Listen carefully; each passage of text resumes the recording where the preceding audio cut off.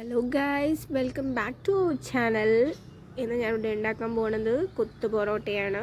എന്തൊക്കെ ഇൻഗ്രീഡിയൻസാണ് വേണ്ടുന്നതെന്നുള്ള കാര്യങ്ങളൊക്കെ ഞാൻ ആഡ് ചെയ്യുമ്പോൾ പറയാം. അപ്പോൾ എൻ്റെ വീഡിയോയ്ക്ക് കുറച്ച് സ്പീഡ് കൂടുതലാണ്, അതുകൊണ്ട് എനിക്ക് ഓരോന്ന് പ്രത്യേകം പറയാൻ പറ്റുന്നില്ല. അപ്പോഴത്തേക്കും അത് സ്പീഡ് പോവുകയാണ്. അപ്പോൾ നിങ്ങൾക്ക് കാണുമ്പോൾ തന്നെ മനസ്സിലാവുന്നുണ്ടല്ലോ എന്തൊക്കെയാണ് വേണ്ടുന്നതെന്ന്. അപ്പോൾ നമുക്ക് തുടങ്ങാം. ഫസ്റ്റ് പാൻ വയ്ക്കുക, എന്നിട്ട് കുറച്ച് വെളിച്ചെണ്ണ ആഡ് ചെയ്ത് കൊടുക്കുക. എണ്ണ നന്നായിട്ട് ചൂടായി വരുന്നുണ്ട്. ചൂടായി വരുമ്പോഴത്തേക്ക് നമുക്ക് അതിനകത്തോട്ട് കുറച്ച് കടുക് ആഡ് ചെയ്ത് കൊടുക്കാം. കടുക് നന്നായിട്ട്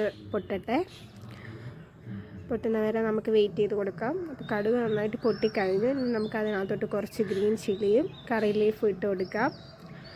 എന്നിട്ട് നമ്മൾ കരിഞ്ഞു പോകാതിരിക്കുക നമ്മൾ തീ കുറച്ച് വയ്ക്കുക.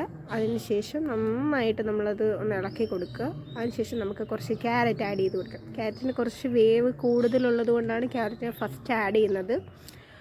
ക്യാരറ്റ് നല്ല ആ ഓയിൽ കിടന്ന് നന്നായിട്ടൊന്ന് വഴറ്റിയെടുക്കാം.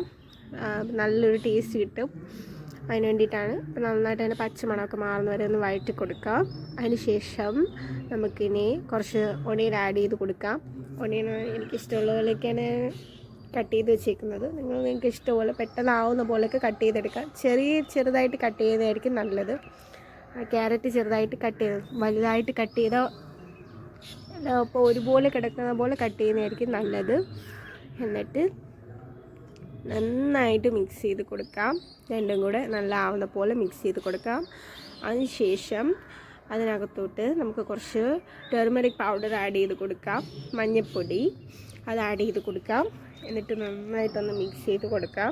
എല്ലാം നല്ല ആവുന്ന പോലെ മിക്സ് ചെയ്ത് കൊടുക്കാം. എല്ലായിടത്തും ആവുന്ന പോലെ നല്ല രീതിയിൽ മിക്സ് ചെയ്ത് കൊടുക്കാം.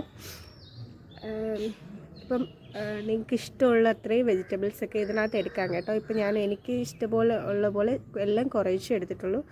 പൊതുവേ കട്ട് ചെയ്യാൻ എനിക്ക് ഭയങ്കര മടിയാണ് കേട്ടോ. അതുകൊണ്ട് നിങ്ങൾക്ക് വേണമെങ്കിൽ കുറച്ചും കൂടെ അധികം വെജിറ്റബിൾസൊക്കെ എടുക്കാം. അപ്പം അതുപോലെ നല്ല ടേസ്റ്റ് കിട്ടും. പിന്നെ അടുത്ത് നമ്മൾ ആഡ് ചെയ്യാൻ പോണത് ക്യാബേജാണ്. ക്യാബേജ് നമ്മൾ സലാഡിനൊക്കെ കട്ട് ചെയ്യത്തില്ലേ, അതുപോലെ കട്ട് ചെയ്ത് വെച്ചേക്കുന്നതാണ്. അങ്ങനെ ക്യാബേജ് നമുക്ക് ആഡ് ചെയ്ത് കൊടുക്കാം. ക്യാബേജും ക്യാരറ്റും ഒണിയനും ഒക്കെ നല്ലപോലെ മിക്സ് ചെയ്ത് എല്ലാം കൂടെ നല്ല രീതിയിലാവുന്ന പോലെ മിക്സ് ചെയ്തെടുക്കാം. നല്ല രീതിയിൽ എല്ലാം കൂടെ ഇളക്കി കൊടുക്കാം. ഇതിനിടയ്ക്ക് സോൾട്ട് ഇട്ടിട്ടുണ്ടായിരുന്നു കേട്ടോ, അതിൻ്റെ വീഡിയോ എടുക്കാൻ വിട്ടുപോയി. അപ്പം കുറച്ച് സോൾട്ടും ടെർമറിക് പൗഡറും ഒക്കെ ഇടുമ്പോഴത്തേക്ക് ഇത് പെട്ടെന്നാവും കേട്ടോ. അതിന് ശേഷം കുറച്ച് എഗ്ഗ് ആഡ് ചെയ്ത് കൊടുക്കാം. നമ്മൾ 2 എഗ്ഗാണ് എടുത്തിട്ടുള്ളത് കേട്ടോ. എഗ്ഗ് ആഡ് ചെയ്ത് കൊടുത്തതിന് ശേഷം എഗ്ഗ് നമ്മൾ തോരനൊക്കെ ഉണ്ടാക്കത്തില്ലേ, മുട്ടത്തോരനൊക്കെ ഉണ്ടാക്കത്തില്ലേ, അതുപോലെ ആവുന്ന പോലെ നല്ല രീതിയിൽ ഇളക്കി കൊടുത്ത് തോരനൊക്കെ ആക്കുന്ന പോലെ ആ നനവ് ഇല്ലാത്ത രീതിയിൽ നല്ല രീതിയിൽ മിക്സ് ചെയ്ത് കൊടുക്കാം.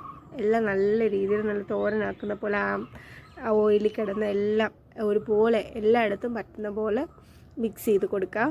അതിന് ശേഷം ഇപ്പോൾ ഇത് എല്ലായിടത്തും മിക്സ് ആയിട്ടുണ്ട്, നല്ല തോരൻ പോലെ ആയിട്ട് കുറച്ച് നമ്മൾ ചില്ലി പൗഡർ ആഡ് ചെയ്യാണ്, മുളക് പൊടി അത് ആഡ് ചെയ്ത് കൊടുക്കാം. അതിന് ശേഷം കുറച്ച് കുരുമുളക് പൊടി ഇട്ട് കൊടുക്കാം.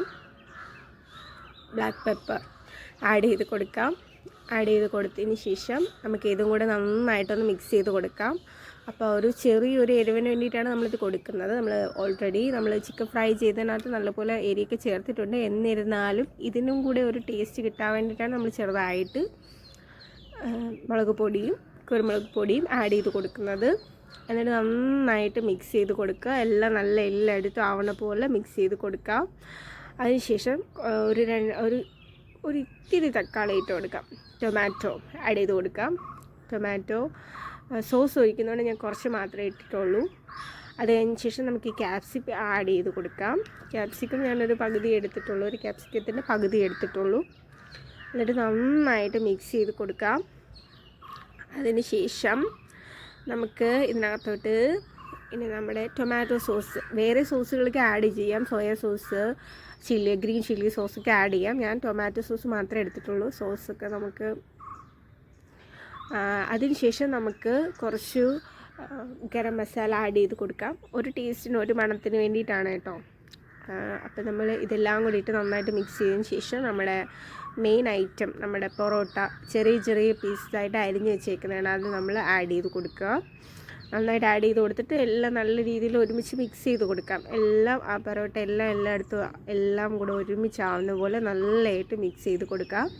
അതിനുശേഷം നമ്മുടെ ചിക്കൻ ഫ്രൈ ചെയ്ത് വെച്ചേക്കുന്ന ചിക്കൻ ആഡ് ചെയ്ത് കൊടുക്കാം. ചിക്കൻ ആഡ് ചെയ്ത് കൊടുത്തിട്ട് ഇതിനകത്ത് എല്ലാം നല്ല രീതിയിലാവുന്ന പോലെ ചിക്കൻ നമ്മൾ സാധാ നോർമൽ എങ്ങനെയാണോ വീട്ടിൽ ഫ്രൈ ചെയ്യുന്നത്, നിങ്ങൾ എങ്ങനെയാണോ ഫ്രൈ ചെയ്യുന്നത് അതുപോലെ ഫ്രൈ ചെയ്തെടുത്താൽ മതി കേട്ടോ. ഇനി അത് ഞാൻ പ്രത്യേകം എങ്ങനെ ഫ്രൈ ചെയ്തതെന്നൊന്നും പറയേണ്ടില്ലല്ലോ. അപ്പം നമ്മുടെ ഐറ്റം ഇവിടെ റെഡി ആയിട്ടുണ്ട്. ഇത് നന്നായിട്ട് തന്നെ മിക്സ് ചെയ്തിട്ട് നമുക്ക് കഴിക്കാവുന്നതാണ്. ഇതിൻ്റെ കൂടെ പ്രത്യേകിച്ച് കറിയുടെ ഒന്നും ആവശ്യമില്ല. ഇതിങ്ങനെ കഴിക്കാൻ നല്ല ടേസ്റ്റാണ്. അപ്പോൾ എല്ലാവരും ഉണ്ടാക്കി നോക്കണം. ഉണ്ടാക്കി നോക്കിയതിന് ശേഷം എനിക്ക് കമൻ്റ് ഇടണം. പിന്നെ നിങ്ങളുടെ അഭിപ്രായങ്ങളൊക്കെ പറയണം.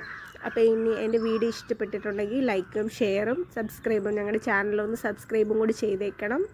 അപ്പം ഞാൻ എനിക്ക് എന്തെങ്കിലും മിസ്റ്റേക്കുകളൊക്കെ പറ്റിയിട്ടുണ്ടെങ്കിൽ നിങ്ങൾ ക്ഷമിക്കണം. ഞാൻ എൻ്റെ ഓൺ വോയിസ് വീഡിയോ ചെയ്യുന്ന ഫസ്റ്റ് ടൈമാണ്. അപ്പം ഓക്കെ, ടാറ്റാ ബൈ.